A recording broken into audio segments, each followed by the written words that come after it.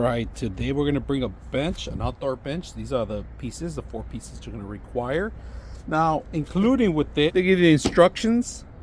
They give you the tools. You don't need anything else. Allen wrench, and that's pretty much it. So we're going to put this together and see how it looks. Alright, so here's the final product, guys. Very beautiful. Outstanding. A couple of screws, not very difficult to put together. I started with the sides first and then the backing.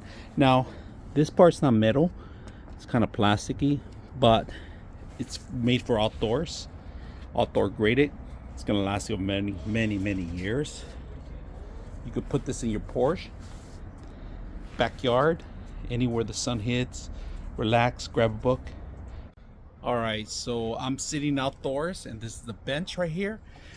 I'm about 200 and something pounds. I'm not gonna tell you the rest, but I just want you to know that you could fit 2 of me in here, and it's very comfortable, easy for outdoors.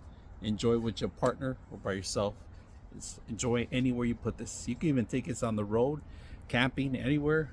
And if you want to see extra people, it's just about 3 people. So very simple to put together. I hope you guys enjoy the video.